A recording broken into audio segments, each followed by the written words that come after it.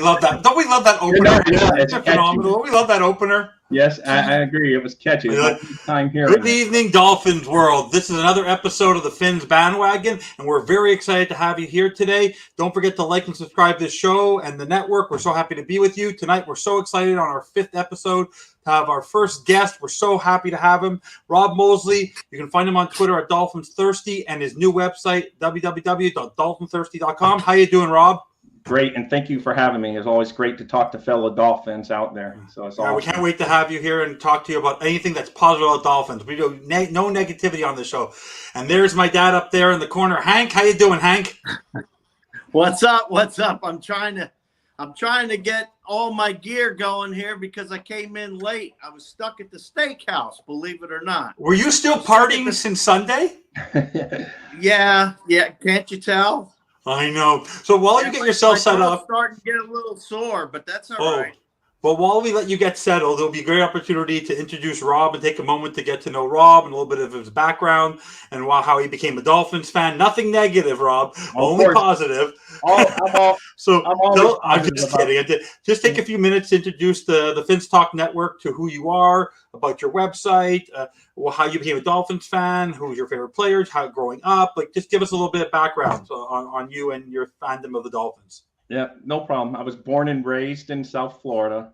My first favorite player that I remember is A.J. Dewey, and the first game that hooked me into Dolphin Land was the night, even though they lost the epic game against the San Diego Chargers back in 1981 when we had the big comeback, but, still lost in overtime at the end. That's the game that hooked me in. And then the following year, the Dolphins went and beat the Jets in the AFC Championship, and Dewey had the 3 interceptions, and I've been hooked ever since. So I was basically a Dolphin by birth. I'm old enough to have been on the planet back when they won their Super Bowls, but I was probably still wearing diapers. I don't remember any of it. So all those memories, like I said, I really start in the Woodstock when it was Woodley and Don Strock at quarterbacks when I came in, and it's never left them. Like I said, I was born and raised here, so I just felt Dolphin by birth, as I like to call it. I remember those. I remember the highlights of that. Hank probably remembers that like it was yesterday, right, Hank? I'm old, but I'm right. I was born the same year that it was established, 66. Oh, okay. No, but AJ Dewey, my father was a Pittsburgh Steelers fan, and then when the Dolphins came in 66, he started rooting for the Dolphins also. So that's cool. How I became a Dolphins fan, and we lived in New York. So, of course, you had the Jersey Jets and the Jersey Giants. Of course. Already, so. Yes, so continue. But by the way, and all the times, all the shows I've watched, all the shows I've been a part of, that's the first time I've heard an A.J. Dewey. I know exactly who he is. I know what game you're talking about, but that's the first. So you will get that mantra for the rest of your time that ever you mention that player. A few of these people who are watching, Mark, Chris, and everyone who's going to join, probably like, who? They're probably Googling right now. What's up, Chris? Yeah. What's up, Chris? What's up, Mark? Number 77 for the Miami Dolphins. And like I said, his claim to fame was the 1982 AFC Championship, which is known as the Mud Bowl. Yeah. And, he had 3 interceptions. Richard Todd thought he was a Jet for that day. He kept on throwing to A.J. Dewey. So it was great. What's up, Steve? Tell me, what's up, Steve? What's up, everyone? So tell us a little bit more about your fandom, who are your favorite players over the last last 2 or 3 decades, about your website. Take the time to introduce yourself more. Of course, the Dewey following was soon followed by Dan Marino's and the Marx brothers. But everyone, even if you're too young to have watched them, everyone knows Dan Marino, Mark Duper, and Mark Clayton. Yeah. So I got to live through all those games, got to go to many of Dan Marino's games in person. So obviously I was hooked there. I mean, it was super, super duper. And, so not much more to explain. I recently retired. So I had extra time, and I feel like I was losing my brain. So I said, I'm going to start DolphinsThirsty.com. And I just do it for passion, no advertising on it, not trying to sell anything. It's just for right now. This is Dolphin Thirsty. It's me writing about the Dolphins, putting some videos that I find out there. I'm going to start putting on there. It's still a work in progress, but it's fun. So that's DolphinsThirsty.com. Yeah, I've taken a great look at your website over the last couple of hours. You have great content on there, content on there. Dan Marino, or you want to learn a quick history about the Dolphins, where your videos, your excitement that you had on Sunday. So let's just take a moment. I'm gonna let Hank still get set a little bit, but he's so excited. I want to. Let me touch on something he had to say. Go, as a go matter for of it, fact. Hank. You can interrupt me anytime you want, Dad. Because we had Marino, we had Duper, and we had Clayton. Correct. Now, I'm not going to compare Tua to Marino, but now we have Tua, Hill, and who else? Waddle. Yep, hello. Those two are going to be just as dynamic as Duper and Clayton, the Marx brothers. I have a lot of faith in those two. Yeah, no fingers crossed. It's going to happen. That's what I think. That's what I have a feeling too. I even tweeted something to that regard last week and put a picture of Duper and Clayton and then Waddle and Hill together all in the same picture. And I said, "Who's your favorite?" And I guess it's older audience on Twitter than I thought. I thought it was going to be a lot of most people said Duper and Clayton with hopes of Waddle and Hill moving up. So yeah. I mean, they started out great. I mean, look at them; they're blowing everything up. They're two of the top 3 wide receivers, right? It's great. And Tua's, like I said, this is his year to prove everyone wrong. I think he's going to do it. And he finally has a coaching staff that believes in him and at least has the confidence in him because, they kind of threw him under the bus, in my opinion, the past couple of years. So this year, he got the people that like him are moving forward in the right direction. And it's a great time to hop on the bandwagon now and before we call you bandwagon fans. Right now, if you hop on, it's not too late. So hop on the bandwagon. I've been on the bandwagon since birth. So I've been on the bandwagon for 39 years. When I turned 40, I never fell off. Yeah, but I'm hippie Hank today. Hippie Hank. Steve? No, he's got the lay. I got you, Steve. I love Steve. Steve's great. You'll get used to him. But so let's just take a minute, Hank. I'm going to jump onto you just so you can get your feelings, and then Rob can do the same because I know Rob posted a little bit on his website. Take a moment. I've been waiting for this. The highs and the lows. How were you?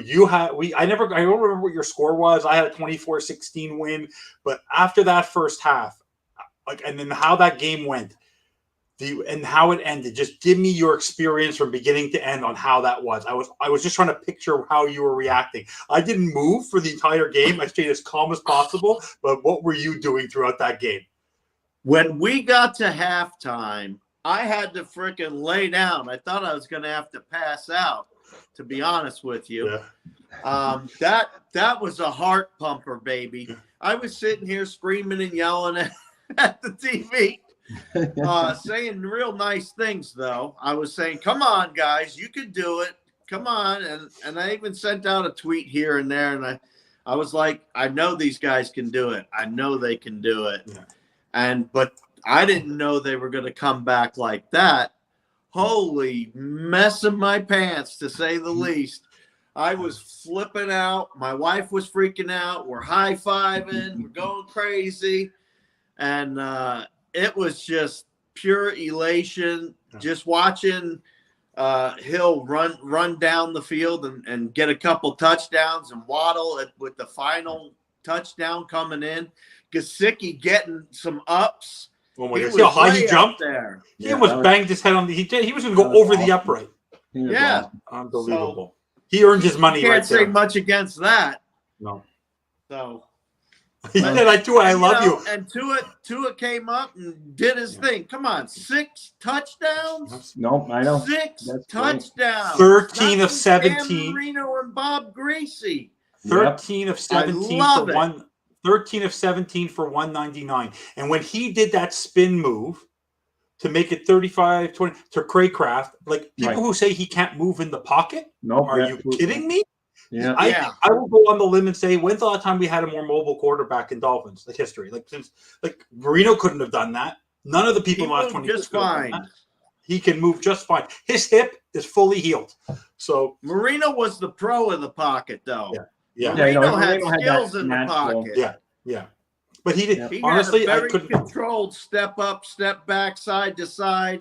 Yeah. And he was one of the best I've ever seen in the pocket, to be honest with you. Yeah. It was phenomenal to watch. So when it scrambled, but he knew how to step around in the pocket, which was a beautiful thing. It would frustrate defenders. They're like, how can he miss?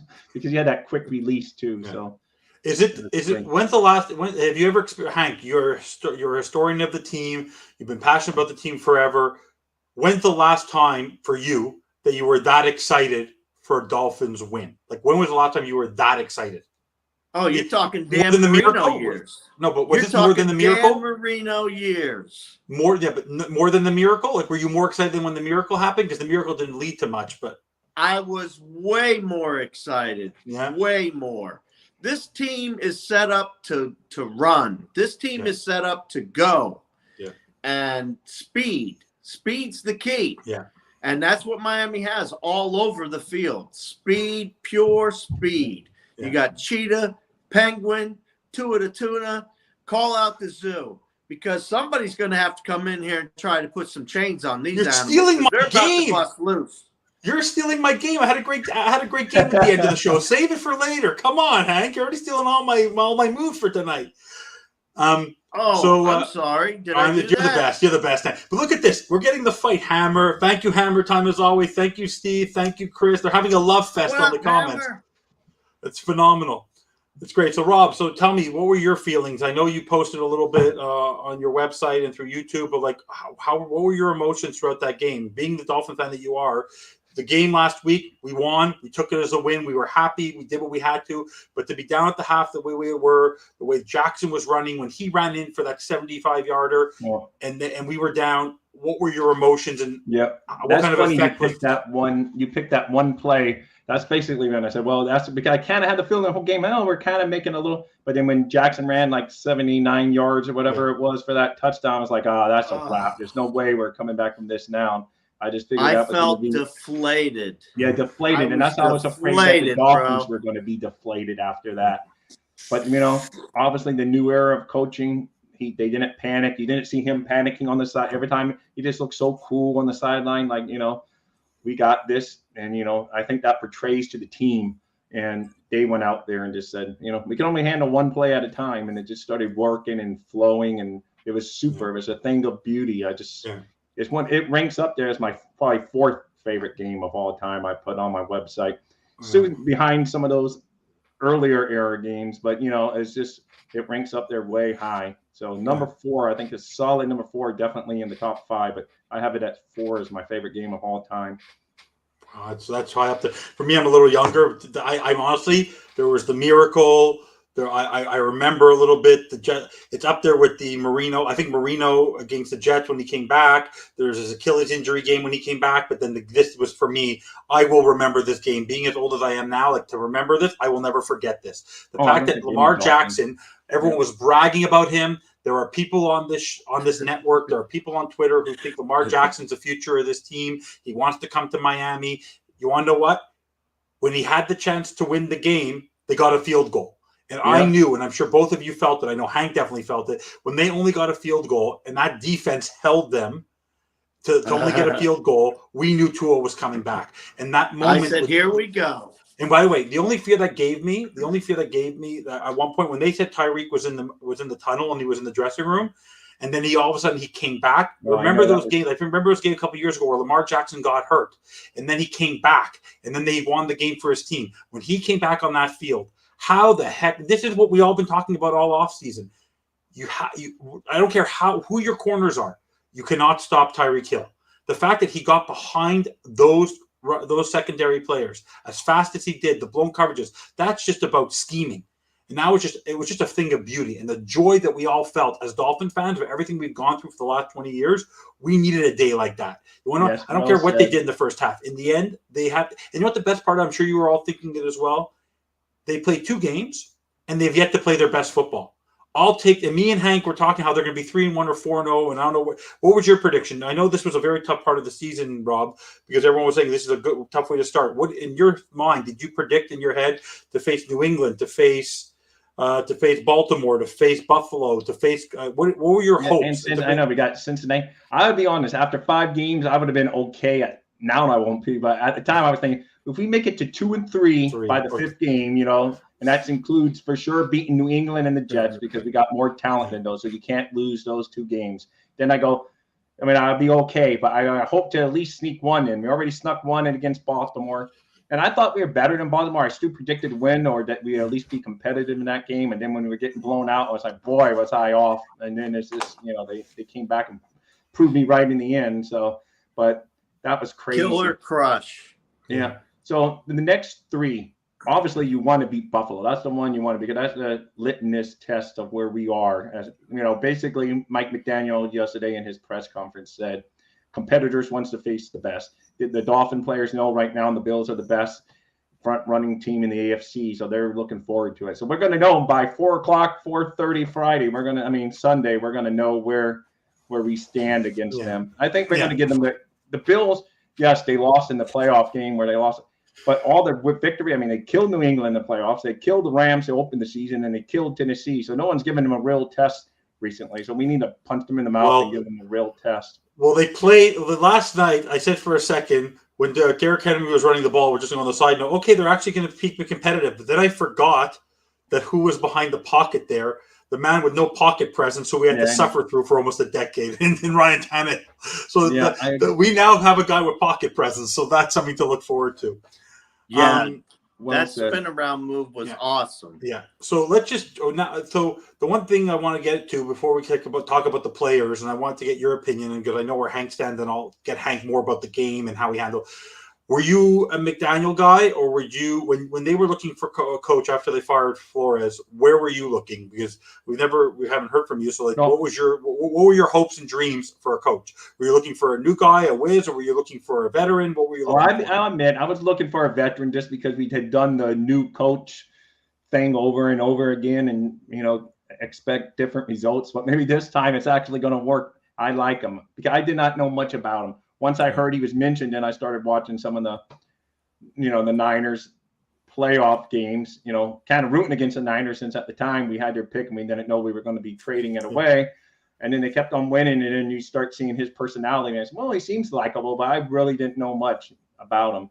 But once I started hearing him talk, and he took the private jet to Miami, he's hard, it's hard not to like the guy. And his personality, everything about him, he just seems like he's ready for this moment. It's not above him. He's not going to panic. So in the end, it's a great choice, and I'm happy we didn't end up hiring a retread like Jacksonville. Because I was thinking, Peterson or one of these guys. I just don't want this, rookie coach, and we start the whole thing over. But now, in hindsight, I think maybe I was wrong, and the Dolphins got it right. So I think if you take a look at how they always do a walk-in.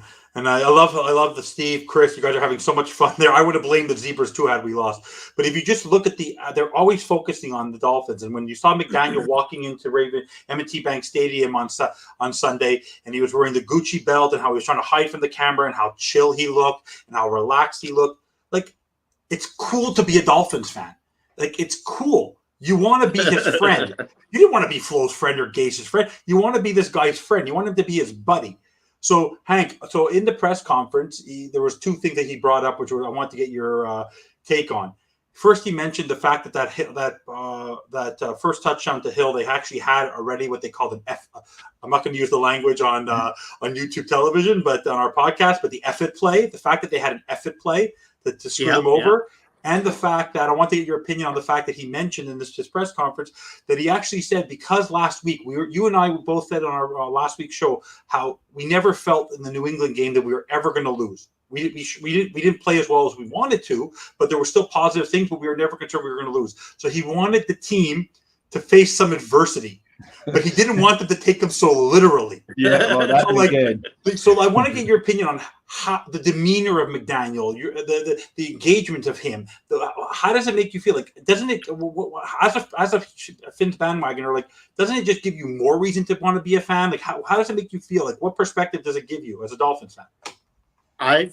I've always said, now this is back before we got him, I said I wanted McDaniel.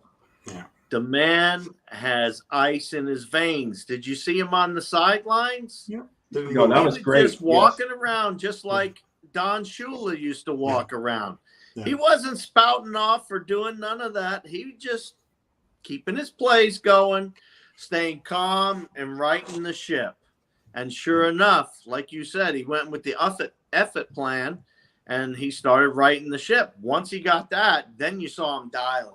Then you saw him really getting a little more going. but then you saw everybody on the team started getting going. So it was just like it came from the head coach and it just dispersed to everybody else. And he wasn't giving up anytime soon. That wasn't happening. No. And just so you know, everywhere I go, I got this tattoo on the side of my leg, right? That's a dolphin. My wife has one on the side of her leg, and they both face out, and she's always on my left. Hers faces out and mine faces out. Yeah. Everywhere we go, everybody's telling us, Dolphins, Dolphins. Yeah. Love your tattoo. So people are recognizing the Miami Dolphins, and people that are like from Houston were talking to me because I live in Orlando now. So people were talking to me about the game, and they were from other states, of course, because we get a lot of people here. And one guy, he's a Texans fan. He said, "Yeah, we're not doing great. 1-1." And I was like, "Yeah, I remember those days." But Miami has to. Let me just say this: Miami has to gel. They haven't gelled yet, and we haven't seen their best foot forward. But we better see it this Sunday. Oh no! If you don't have it this Sunday, you're doomed if you don't come with your best. But it's momentum, right? It's all about momentum. Yeah. And remember, they're on a short week. I don't care how well they played last night, Buffalo. They're on a short week, and they're a little banged up in the secondary again. So and they're banged up. Who's this Henry guy who joined? I'm kidding. This guy Henry, welcome to the show, Henry. Thank you for chatting with us. Just a side joke, Rob. You're welcome. Yeah. The guy above you is Henry. Okay. Anyway, so no, like Daniel, there, but honestly, the Bills have a suspect secondary that Miami's going to take advantage of with these wide receivers. Look what they did to Baltimore. They're going to blow up the Bills. Yeah. I see a high-scoring game in this. That's all I can say. And no, what gave us confidence needs to come for sure. Yeah, what gave us confidence to stop Buffalo. I mean, it's hard to stop Buffalo, but for sure we're going to have to match points. But we can now. We have the weapons to do it. Yeah, we do. We finally do. You know, we have the weapons to do it. Oh, we do. If the defense shows up and holds them to some points, I mean, they have had big problems in the past. Yeah. So we'll see on that side too. I think they can do it here in South Florida. I hope it's so hot that the Bills are dying by halftime that they're like, oh my God, is this thing over yet? Oh, you're in South Florida then. Yeah. I'm like I say, I'm not far from the stadium actually here in Timber. So why are you wishing all that heat on me? I'm not used to all that heat. Hey, just for one day against the Bills, let them melt in our heat. But you got the shade where you're sitting, Hank. You got the. Yeah, I got some shade, and then I got the luxury boxes behind me where the AC ripples down the back of the wall that's right behind me. It's pretty nice actually. So. Let's talk about the offense, and we'll get to the defense after, because I think that's where we can turn some lemon into lemonade a little bit from the game and what we expect going forward to combat Allen. But let's talk, Rob. We'll take you first. One of the biggest concerns we've talked on this network about was the concerns of the offensive line. I've never, honestly, after that game and the way that they played. I have some thoughts, which I'll give after, but I want to give you a clean slate. What were your thoughts? And because I'm sure going to the season, what were your thoughts on the offensive line? And after 2 games and after the Ravens game, what are your thoughts? I'm impressed so far for sure, because I was worried about it, because I was thinking all off season we added the sexy memes and Tyreek Kill, and we added the running backs, Mozart and Edmonds. So I was like, and Armstead is a great addition, but his history of getting hurt, I was like, oh my God, we're one injury away from them not performing well again, because, then we got Connor Williams too, who's doing above expectations from everything I've been reading and learning about. So that's great. And they're playing way above my expectation. And this past Sunday, they played way above my expectation, because, you're like, oh, great. You finally get Austin Jackson. People are saying he's starting to get better finally. Then he's hurt. And you bring in a backup, but for everything from what I heard, he performed really well too. So, it's great to see the line protect Tua. We still got to open up the running game a little bit, but we showed signs this week of being able to. We had more yards per carry. Of course, we had the Edmonds one big run that inflated. That was the change. But that was a great run too. And that's another thing that just brings me in general back to McDaniel. It's like, as a Dolphin fan, I've watched him so long.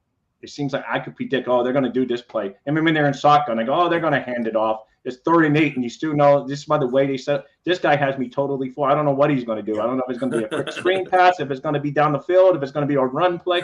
It's just amazing. It's like I can't sit there and predict what's going to happen anymore. So that's a bonus in itself. Yeah, absolutely. So Hank, go. So Greg Little to Eichenberg on that maul of a play on Waddle's touchdown. What were your thoughts like on the offensive line? Like what were your where you must have been in heaven in the second half the way they were playing? I was loving it. I love what this offensive line is doing. How many sacks did they get on Tua? Anybody know? Yeah, that goose egg. Did they get one? I don't think they got one. I think he got rid of the ball. No, because he got rid of the ball. Did they mean? I don't know. Maybe they got one. Maybe they got one. Yeah, I think they may have got one. 0 or 1. Pretty good. Right. Compared to what it used to be against Baltimore. I want to give you a quick stat, by the way. Offensive line did their job the other Remember, day. I just want to give you guys a side note about an NFL stat. I'll give you an NFL stat. Everyone talked about how the Super Bowl runner-ups won. Thank you, Chris, so much. The Super Bowl runner-ups, they're going to be phenomenal this year, who are now 0-2. They shored up their offensive line. They're going to go back to the Super Bowl. Do you know how many times I know. Joe Burrow has been sacked in 2 games? I know. 17 times. It's crazy. Yeah. I know. Tua's been sacked, 3? Maybe. And everybody was saying how, the Bengals don't need an offensive line. They have Joe Burrow. Exactly. Yeah, they do. 17 times. Now. Yeah. And look at Ingold and another great under the radar pickup. I mean, it's just we hit on some signings this year. I mean, it's just it's wonderful to say as a Dolphin fan who normally we've been off-season winners, and then the season rolls in, and you're like, well, so much for being the off-season. We're talking about the draft by the midway point, So I want to get your both opinions on this before we move to the defense, and then we'll save the quarterback for the end, for the last position, because it's always important to talk about him. But what were your thoughts on the wide receiving core, the tight ends? Like, the one thing I loved, and I thought for me, I'll just give you my quick perspective on. You never know when they're going to come in.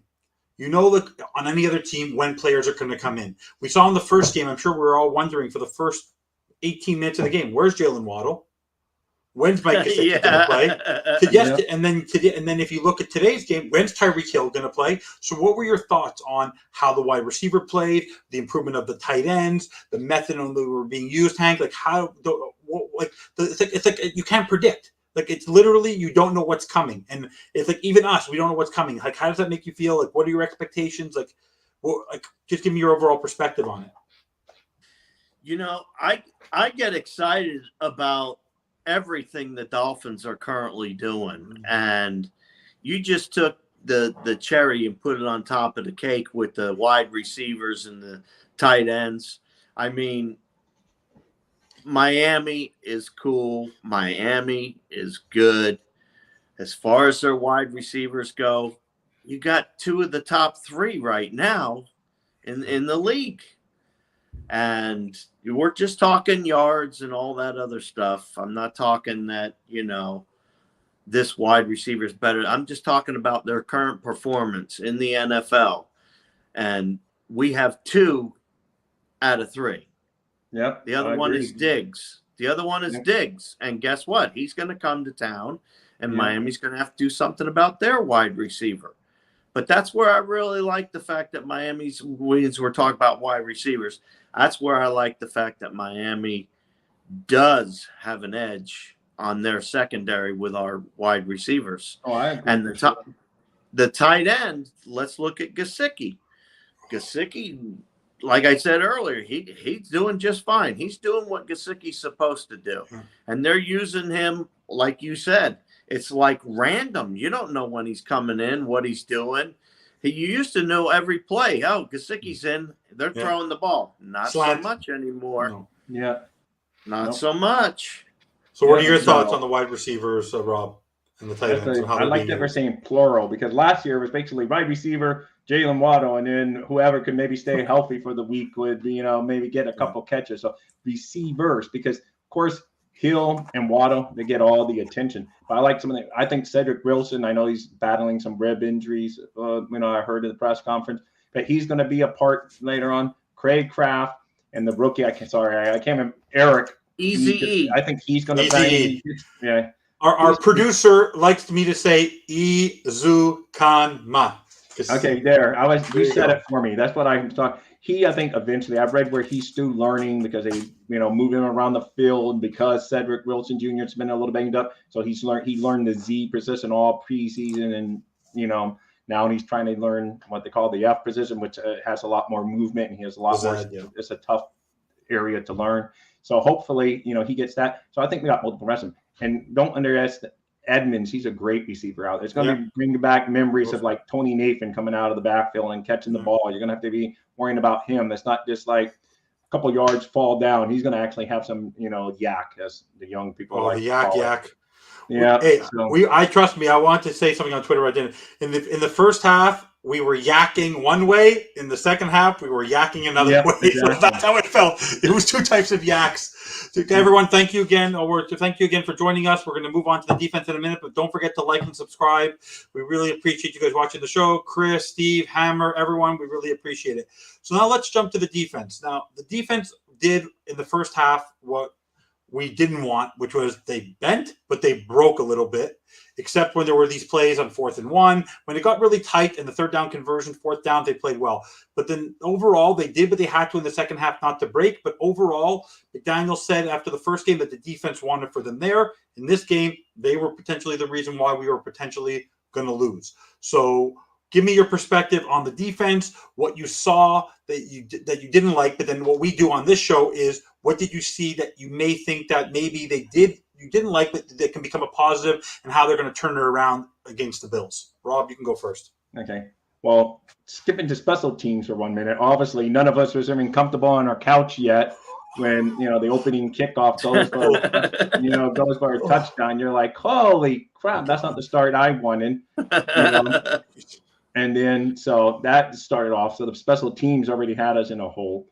And like you said, it's just like the big play killed us. We were given like the big play for us won it in the end, but big plays in the first half all were going the Ravens' way. And it's just, it's killing us. And what we turned it around where, obviously everyone that saw what was killing us, giving up the big plays and getting stupid penalties on us every 2 minutes. Like the Ravens are this angel team that had one penalty for, illegal procedures. Crazy.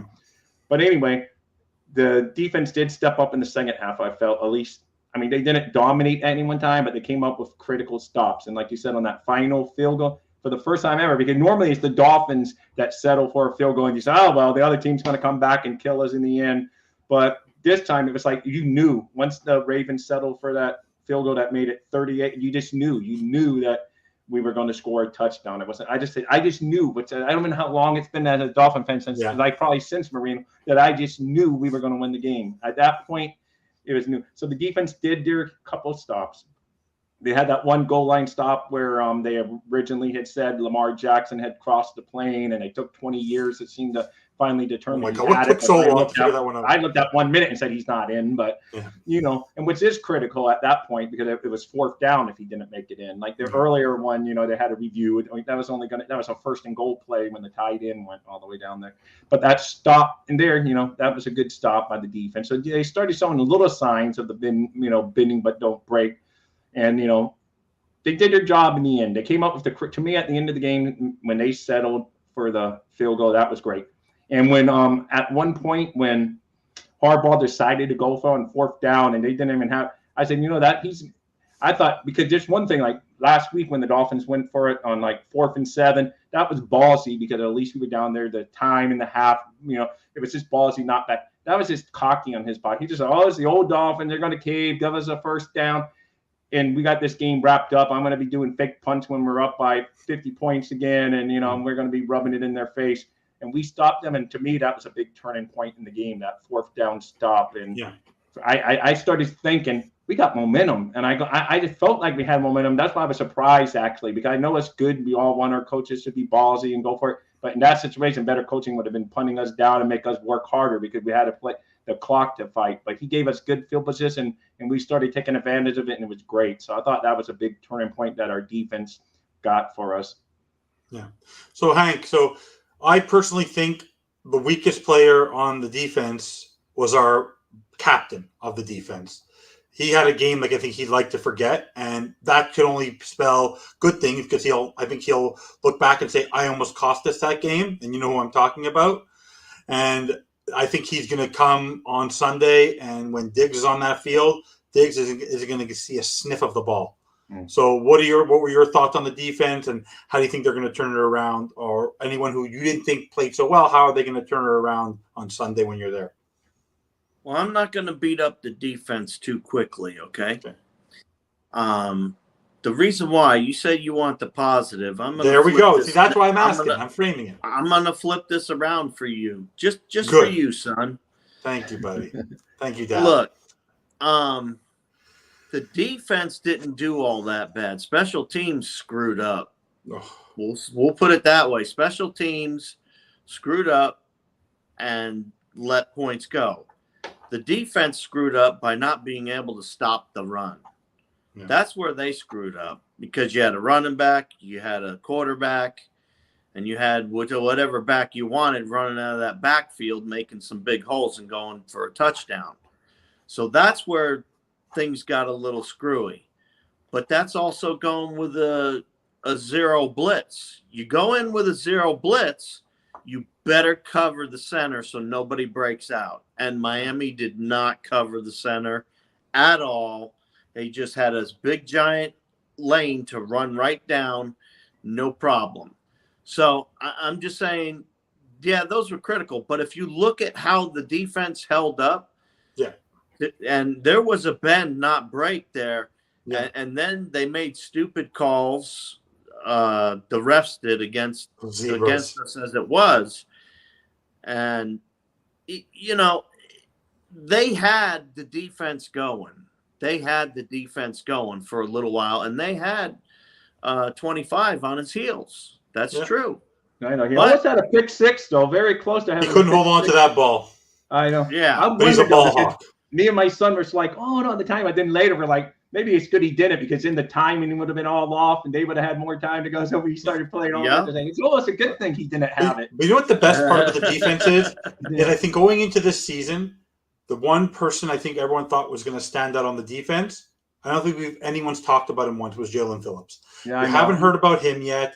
The Sealer's in there. Ogba's doing what he needs to. Wilkins will be there. But the fact that the same thing I was going to talk about on the offense, Easy Chris Hammer mentioned Craycraft. The fact Cedric Wilson's only been used. They're piecemealing these guys, and that's what I like. Is McDaniel's keeping them fresh, and the fact that they've yet to bust out yet.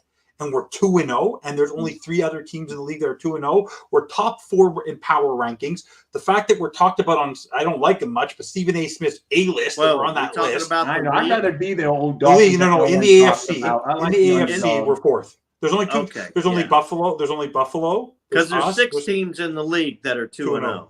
Yeah, but if you look at Tampa has not been a dominating force. Like, that's the thing, is that only really Buffalo has been a dominating force in the first 2 games. Everyone else is all in the even code. But I want to give you a crazy stat, Hank. I don't think you knew this. In the last 37 games, because you count Sunday, the Dolphins, in all of our misery, are the 4th best team in the AFC, record-wise. So the fact that we've been some people are so down on the Dolphins, they have given us a lot of wins. We haven't seen the playoffs, but we still have been a successful team, and we're only getting better. Right? Because the nucleus and the core is there. So how can you not be on this bandwagon? You know what I mean? Yeah. So I agree. It's just like going up. I've been the bandwagon my whole life, but it's I agree. It's the time to become the bandwagon if you're a Dolphin fan. This is just good times moving forward. Yeah. So let's talk about the elephant in the room that everyone likes to talk about, the most polarizing figure in the league. He's wearing his jersey. I wore my jersey backwards to show it off. Everyone on the show on Sunday on our post-game show was wearing a Tua jersey. But Rob, we've never gotten your perspective. Are you and then we can get on how he played and what your thoughts are on him. And then we can go on and then what we expect from him and the polarizing figure he still is today, even after the game that he had. Are you a Tua-on? Are you a Tua hater? Or are you in the middle? And were you a Tua guy at the draft, or were you a Herbert guy? Were you a Burrow guy? What was your perspective when Tua came into the draft and how he's been as a Dolphin? Even though it goes contrary to belief, because the Dolphins have messed up picks, but that year with all the COVID going on, and I hadn't been read because I was a first responder still at the time before I retired, so I hadn't done as much. We were so busy, and then I'm like, whatever Chris Greer, whoever they choose between Herbert, or Tua, I'd be happy with. I'll be honest. But when the minute that he's drafted, that's my guy. I bought my son, who's now he rocked his Tua jersey on Monday around the UF campus up in Gainesville. And people came up to him and saying, "Oh, Tua." So that was great to hear. That's it. So once the guy wears the aqua and orange, he's my guy. That's why I just don't know. That's why I think a lot of these social media people that they claim they're Dolphin fans, but they bash Tua. It's like, to me, it's just like they want the impressions. That's I know I'm an old fart, but that's a social media term. They want impressions because that's a new way to get clicks and everything. So I think sometimes they just say it to get Dolphin fans going. I don't even know if they're really a Dolphin fan. Because how can you not root for this kid? He's come through a lot. He's had a hip surgery.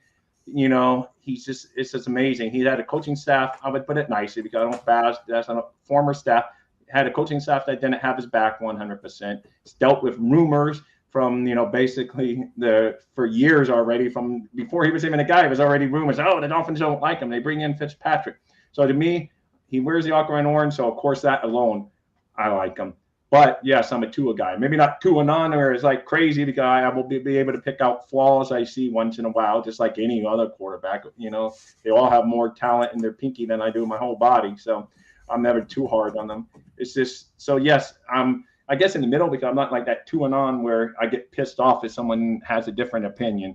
I just say, well, I think they're wrong, but I like them, but I'm not going to get there because I know that's really what they want. And so like this Ben Bowlin, whatever his name is that used to be here. Lynn Bowden, yeah. Yeah, he used to be at the Palm Beach Post, but now he covers the Patriots up in Boston. He eggs us on. And, we all get in, but that's what he wants. He wants us to have that reaction because it's his way of getting off, basically, of being, look at all the hits I got. And, it's just a shame that Tua has to be the subject of that because the guy's just a great kid, works hard all off season, and then they're like, oh, who cares what he does in the off season? But yet then you care if he goes golfing. So you can't have it both ways. You can't show that he's working out and then be upset he's working out and then say, oh, but he's golfs. And I mean, it's so stupid. It's like you can't be happy no matter what. They're like, I know Cal and Cohort saying, oh, he throws to open receivers. But last year, a few times he missed open receivers because he went down to the check down and then they said, oh, he didn't see the open receiver deep. So then when he sees the open receiver deep and he hits him, he's like, oh, he's throwing the open receiver. So I just feel like sometimes the kid can't win and it just makes me mad. So I like him that much more as a Miami Dolphin fan. And he's my QB1 and I can't say any more than that. So Hank, before you speak, I know because you're on Finch Talk today, and I was, you know what I do in the comments to have some fun. I had to throw Herbert in there because everyone wants to. You want to know what? The kid. Well, I always had the perspective and the fact that the reason I liked him was the fact that he had experience at winning, and I believed he could do what he did on Sunday. Well, his compatriot, who was picked number 6 for the 4th time in a row, which Marino, he's done it 4 times in 2 years. When Marino did it 4 times in his entire career, through his 4th pick 6 in 2 years that cost his team the game and he couldn't bring them back when he had the chance. And he's never won anything in college. Well, this guy still has a lot to prove. I don't believe they should be compared. I think they should be just compared on their talent as a player, not versus each other. And I believe that we have the right fit for our team. But when you see things like this and people talking about Tua and how they're still polarized even after the success he had on Sunday, what is your perspective on that? The fact that there's still people out there, whether it's Keyshawn Johnson, who I think is on a mission. Me and Bobby were talking about it before the show. How he's on a mission to rip the Dolphins and Tua to shreds. Colin Cowherd up and down. Sean Payton on Friday saying that Teddy Bridgewater will be playing in 3 or 4 games. Skip Bayless can't get off, won't jump on. When you have people like Rich Eisen and Jeff Saturday and RG3, and Tim Hasselbeck, former quarterbacks who are all on Tua right now, and they believe in him. Why do you think in the media, he's so polarized? Even when he does well, are people just they just don't want to admit they're wrong? They just need to have a perspective. They're trying to get their clicks. What are your thoughts on that? And what do you expect from him? You know what my thoughts are? Screw them. These babies right here. Okay, they're cocked and loaded. Yeah. 6 touchdowns. All right, the kid is fine. Yeah. Now I got to tell you though, when it was the Herbert Tua thing, I was in Oregon and I was watching Herbert a lot. And I wanted Herbert. Yeah. But we got Tua. And as soon as we got Tua, just like Rob, I turned around and I was like, that's my man. That's our quarterback. That's who I'm going to root for. And that's how I am. I'm neutral. I root for the quarterback, but I'm not going to oversay, oh, the left arm of God and all this other stuff like people did. No, I'm not a maniac like that either. I am in the middle, and I always root for whoever's on my team. And that includes in their personal life, too, because a lot of people make mistakes and stay in the game. And people, down them. But you know what? People make mistakes. And I root for them not only professionally, but personally, too. I want them to do well, because if they do well in their personal life, they'll do well in everything else. So. Yeah. I personally think I have 2 points. Number one, I believe, and I think you guys truly believe it too, look like you guys liars. If this would have been last year and that was the end of the first half, do you really think Tua would have been in the game in the second half, Hank? Do you really believe Flores would have put him in? Or do you think Bridgewater would have been in the game in the second half this time last year? Oh, if Flores didn't want Tua to begin with, he Exactly. made that pretty clear. That's what we love about his McDaniel. Own actions. Yeah, that's what we love about McDaniel. Yeah. But I know Hammer agrees with me. It's just a perspective I have. It's just I don't know. I believe like that there's a confidence there that you want, even when he's down, that he can get back up. You know what I mean? Wait a minute. Hammer Time agreed with you. Hammer Time usually agrees with me. Oh, Hammer and Chris are Hammer Time. I paid Steve, Chris, Hammer Time off. Like, you don't understand. They're on the bandwagon. You know what I mean? So I'm going to save Hank's predictions for Saturday, because I don't want to spoil them. He needs something to talk about on Saturday. But Rob, what are your expectations for Saturday for the Dolphins, and what are your hopes?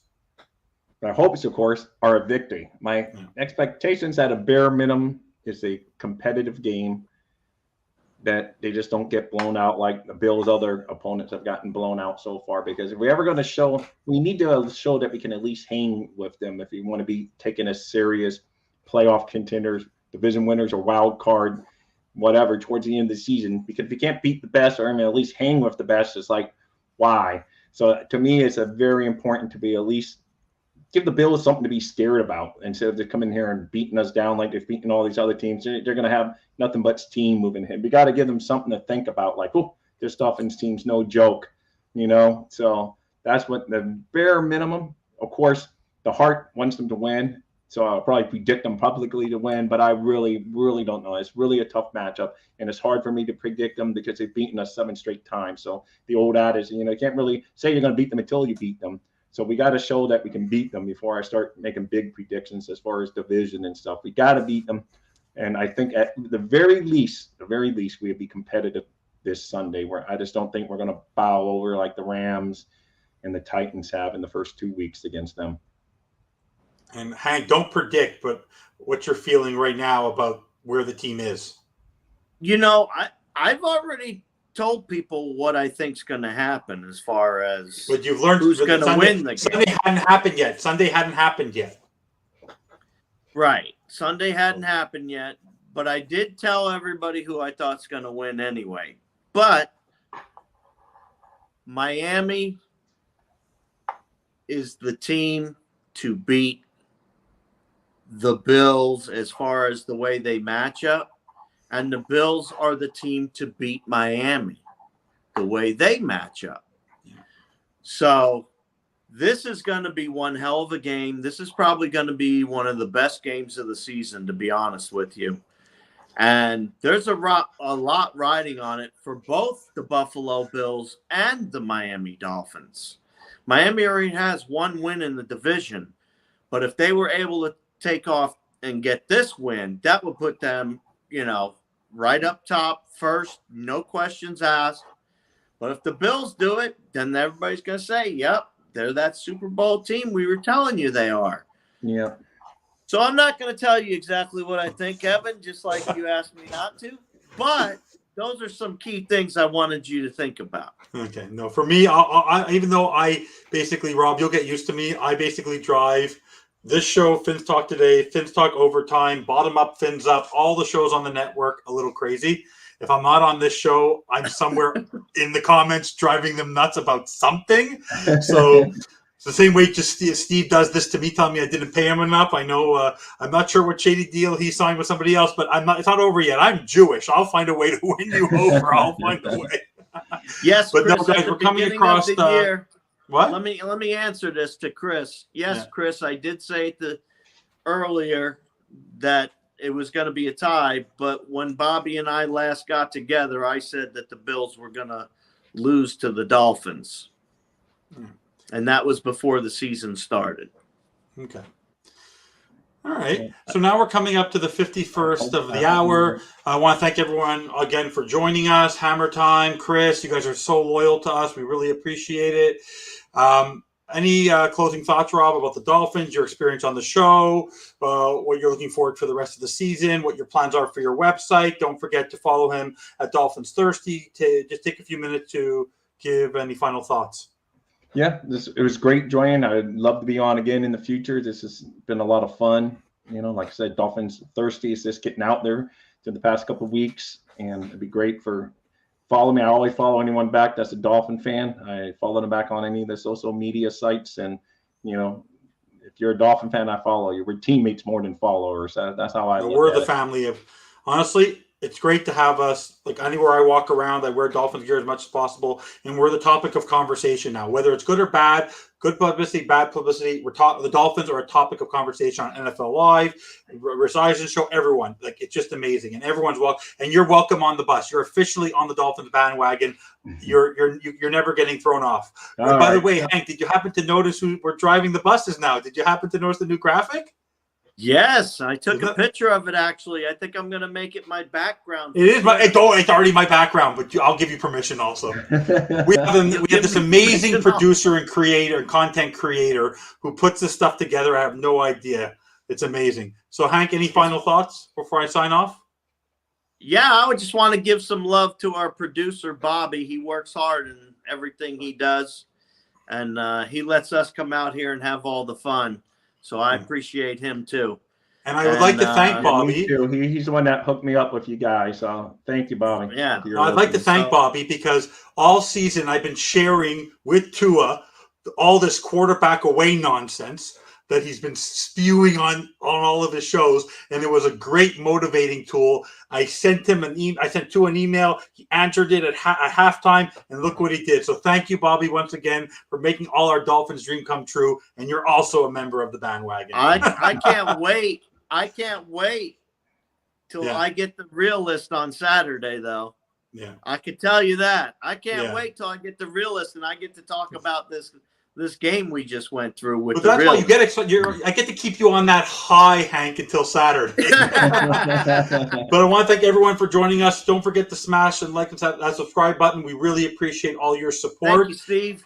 Thank you, Steve. Thank you, Chris. Thank you, everyone. Thank you, Rob, for joining us. And everyone, as we always like to sign off, we like to do this. And fins up, everyone. And have a great show. We'll see you next Tuesday when the Dolphins are 3-0. Thanks, everyone. Fins up.